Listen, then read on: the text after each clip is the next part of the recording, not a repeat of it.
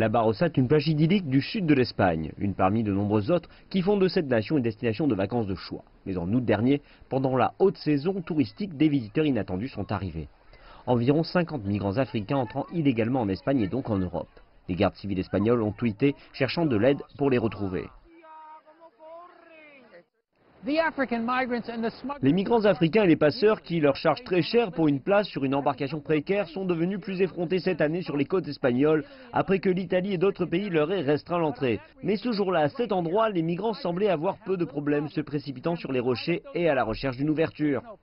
Et juste en bas de la côte, il y a aussi eu un récent débarquement. Les migrants qui traversent maintenant la Méditerranée pour se rendre en Europe sont bien en deçà du million de personnes qui étaient arrivées en 2015. Jusqu'à présent, cette année, il y en a eu plus de 60 000, mais l'Espagne est soudainement devenue la première destination européenne des migrants, ce qui provoque des sentiments mitigés pour beaucoup d'Espagnols, dit ce professeur à Madrid. D'une certaine manière, cela vous rend fier de votre propre pays, qui est perçu comme un refuge pour tant de gens. Donc c'est en quelque sorte un sentiment positif que vous ressentez, mais d'autre part, vous craignez que ces personnes ne changent votre mode de vie.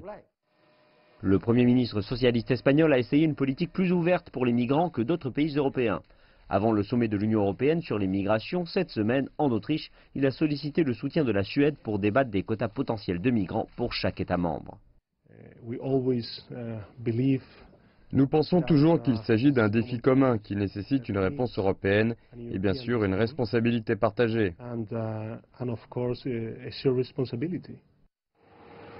Mais la politique du Premier ministre s'est renforcée depuis l'arrivée du bateau de bienfaisance Aquarius, arrivé en Espagne en juin dernier avec à son bord 629 migrants qui venaient d'être refusés par l'Italie et Malte.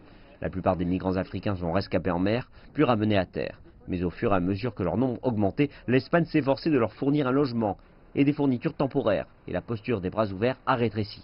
Un petit nombre a même été renvoyé au Maroc, d'où il était parti. Ce responsable de la sécurité et des migrations au sein du précédent gouvernement conservateur a fait éclater la réponse changeante des socialistes.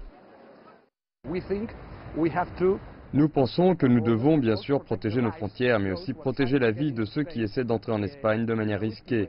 Nous pensons donc que le gouvernement fait vraiment d'importantes erreurs dans ce dossier.